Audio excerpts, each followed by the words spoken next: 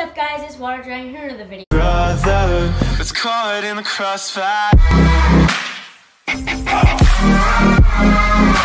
It's caught in the crossfire. I know, you're gonna say it. Hey, why are you standing? I don't really know. I'm just trying it out because why not? You know what I'm saying? People stand up in their videos.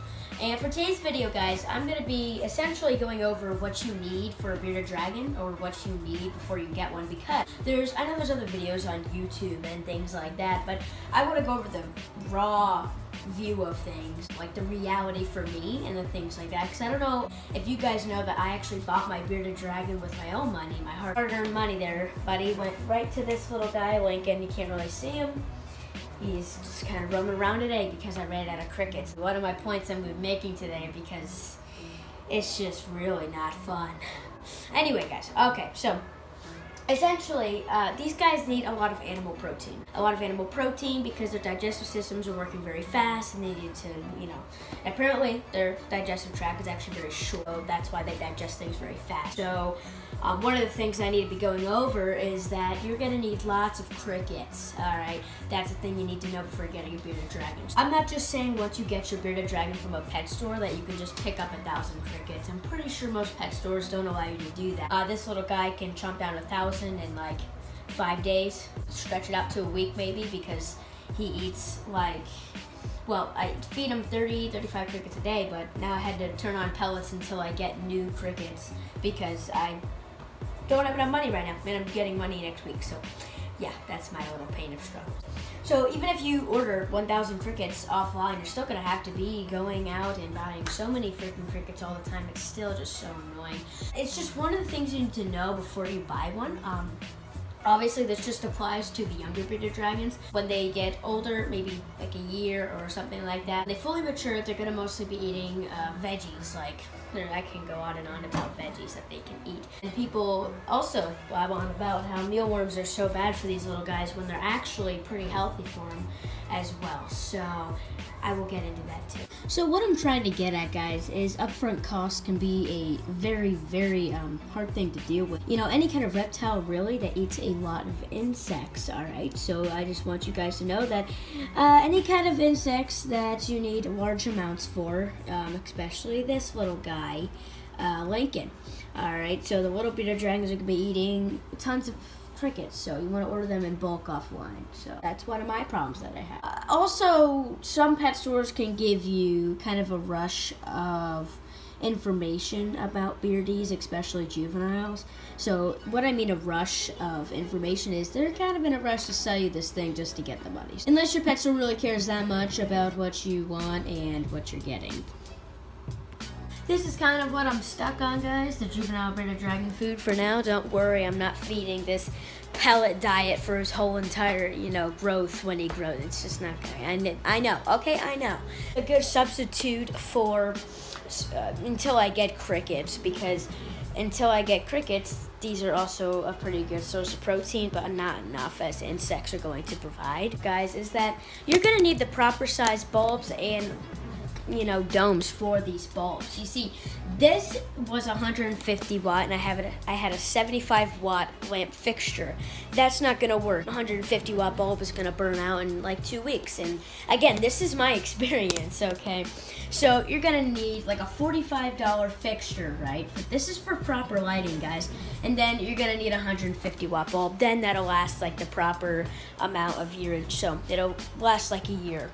So that's something to notice also when you're doing upfront costs with things. Again, if you're on a budget, you really gotta watch out, because you can't really be on a budget with a lot of things.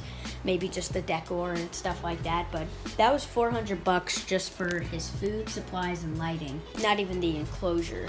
And getting into the enclosure stuff is a little bit interesting too. People say that, the big enclosures like this 45-gallon, I'm pretty sure it's a 45-gallon Exoterra. They're great tanks, by the way. We'll stress these little guys out. Not very stressed out, it's just they're gonna be making a lot of mess, and you've gotta make sure when you're feeding them crickets that it's in a little container like this over here, because they're not gonna be able to catch their crickets, and the crickets or any other insect maybe could bite them when they're sleeping, because they're not catching them when they're sleeping. It's a big enclosure and they have trouble catching things. You're gonna wanna make sure that you keep stocked on them, maybe try breeding them, because what my problem is that these guys need a lot of protein, right? You're gonna watch out for the lamp fixtures, and now we're gonna be moving on to the proper cares. This is not a whole entire juvenile bearded dragon care video, but you do wanna make sure that you do your research, and you do wanna make sure that you spend more money on proper care than non-proper care, because if you do that, then your little beardy is not really getting the best of both worlds.